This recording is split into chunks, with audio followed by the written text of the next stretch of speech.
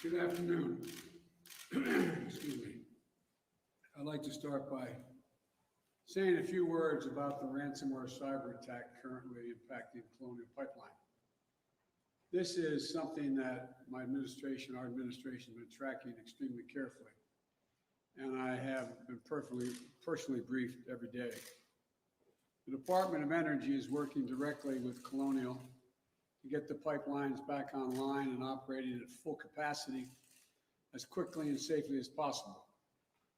The FBI also is engaged to assess and address this attack. The agencies across the government have acted quickly to mitigate any impact on our fuel supply. And over the weekend, at my direction, the Department of Transportation issued an emergency order to loosen restrictions on truck drivers in order to allow more fuel to be transported by a tanker. We're prepared to take additional steps depending on how quickly the company is able to bring its pipeline back to full operational capacity. The Federal Bureau of Investigation has determined Colonial's network was infected by ransomware, and it's a criminal act, obviously. FBI released details of the attack so others can take steps to prevent being infected. My administration takes this very seriously. We have efforts underway with the FBI and DOJ, Department of Justice, to disrupt and prosecute ransomware criminals.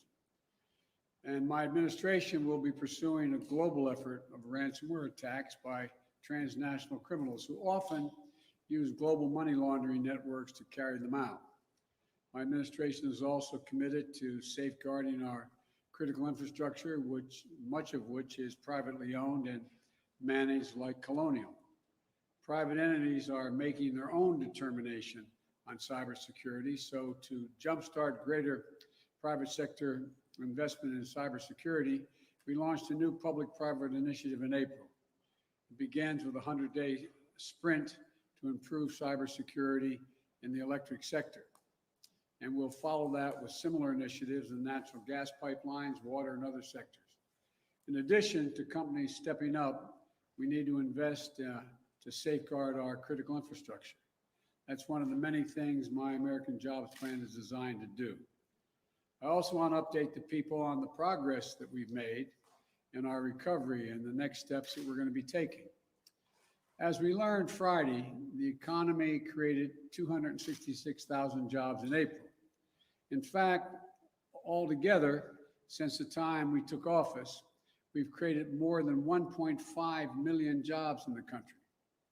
It's the most jobs created in the first 100 days of any president on record, more than 3 times the solid job creation that President Carter saw in his first 100 days, and more than 6 times what President Reagan saw.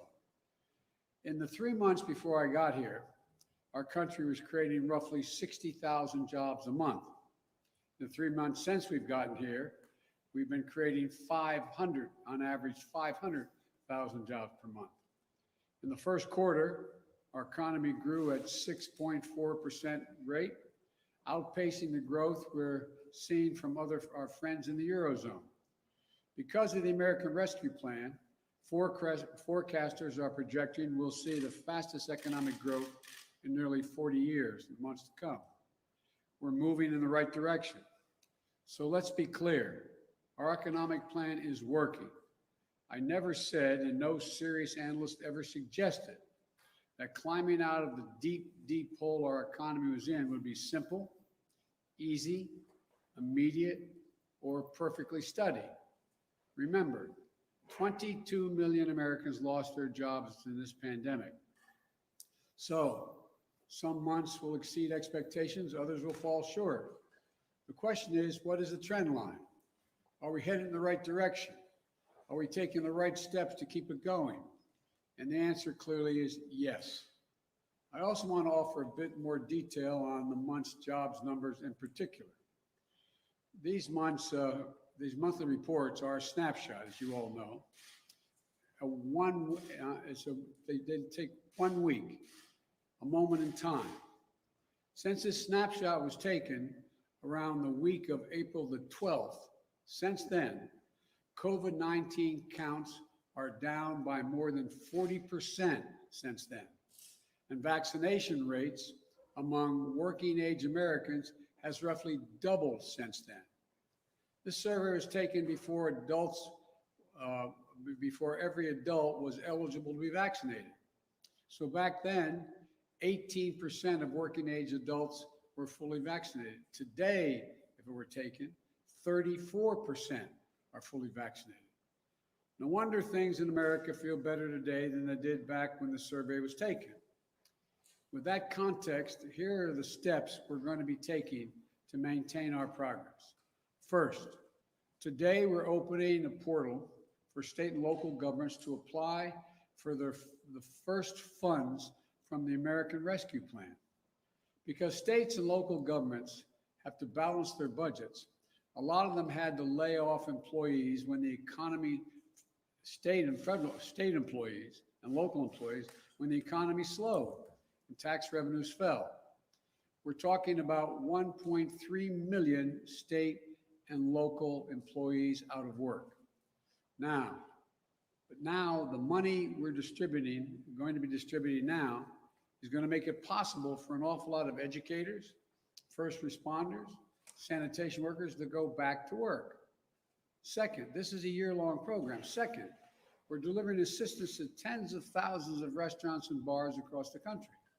Today, we're sending out the first relief checks to 16,000 hard-hit restaurants with help for many more to follow. A lot more people are going to be employed. Third, the employers bring back laid-off workers.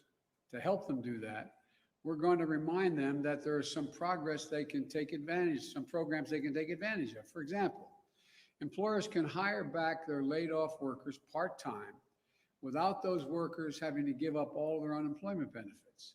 Here's another example. In the American Rescue Plan, we expanded a tax incentive called Employee Retention Tax Credit. This can provide a recovering small or medium-sized business a direct credit for each worker they keep on or a job that they rehire. Fourth, we're going to provide real help for people struggling with the challenge of childcare, which is making it hard for many parents who need to work, especially women, to get back to work.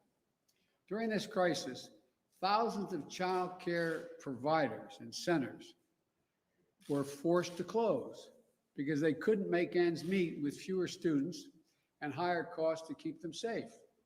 As a result, parents lost the support system they depended on for child care, and tens of thousands of child care workers lost their jobs. In fact, there are 150,000 fewer child care jobs now than there were pre-pandemic.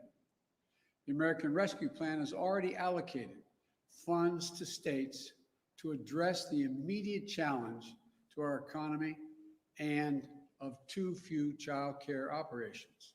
This is the largest investment in child care since World War II.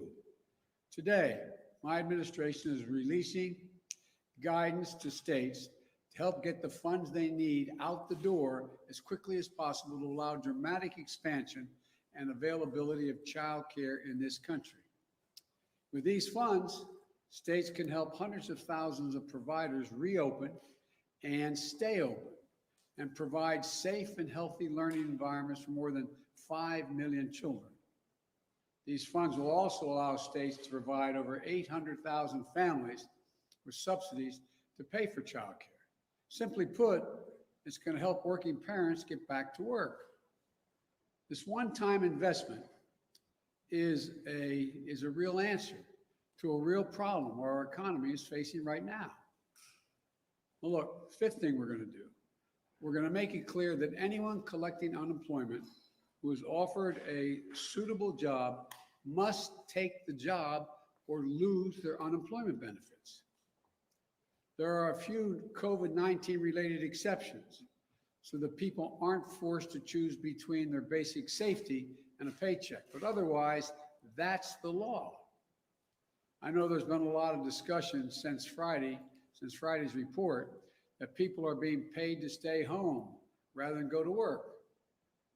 Well, we don't see much evidence of that. That is a major factor.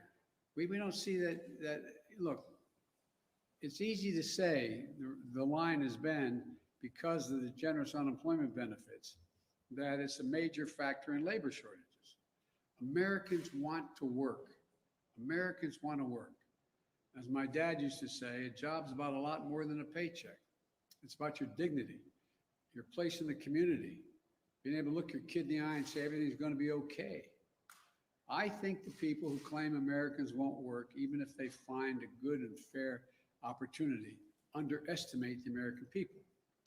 So we'll insist that the law is followed with respect to benefits, but we're not going to turn our backs on our fellow Americans. 22 million people lost their jobs in this pandemic through no fault of their own. They lost their jobs to a virus and to a government that bungled its response to the crisis and failed to protect them. We still have 8 million fewer jobs than we did when the pandemic started. And for many of those folks, unemployment benefits are a lifeline.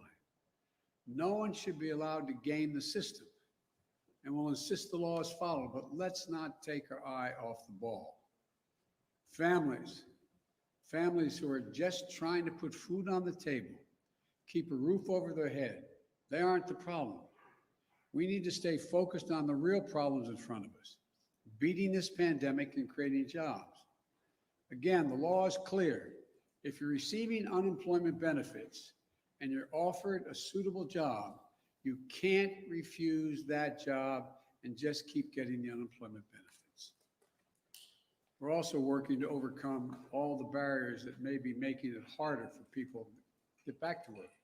Childcare, getting vaccinated, getting schools open, making progress on all these things. And we need others to step up and play a role as well. For example, we need employers to step up in a couple of ways. First, we need them to get help to their people and get them vaccinated. 2 weeks ago, I announced that we'll provide a tax credit to employers if they give workers paid time off to get a shot and recover from the effects of the side effects, if there are any. Our economy can't achieve its full potential until we get more people vaccinated. Employers can help that. We also need to recognize that people will come back to work if they're paid a decent wage. The last Congress, before I became president, gave businesses over $1.4 trillion in COVID relief. Congress may have approved that money, but let's be clear, the money came from the American people, and it went from the American people to American businesses, many of them big businesses, to help them get through this pandemic and keep their doors open. I'm not questioning it. It was the right thing to do. But my expectation is that as our economy comes back, these companies will provide fair wages and safe work environments. And if they do, they'll find plenty of workers. And we're all going to come out of this together better than before. So we need to stay focused on creating jobs and beating this pandemic today and building back better for tomorrow. The American Rescue Plan is just that, a rescue plan. It's to get us out of the crisis and back on track, but it's not nearly enough. That's why we need the American Jobs Plan, which is an 8-year investment, an 8-year investment strategy to make sure working people of this country get to share in the benefits of a rising economy, and to put us in a position to win the competition with China and the rest of the world for the 21st century. That's the next stage. That's what we're doing right now. We're working to get that passed. I want to thank you all, and may God protect our troops. Thank you. Mr. President, if you can't protect critical infrastructure from a criminal actor, how can you possibly protect it from a state actor?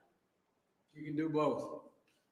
We will. Do you think Russia is involved at all implicitly with that attack? I'm going to have a conference. I'm going to be meeting with President Putin, and so far there is no evidence based on from our intelligence people that Russia is involved. Although there's evidence that the actors, ransomware, is in Russia. They have some responsibility to deal with this. Thank you. Have you decided who will get the AstraZeneca doses, Mr. President?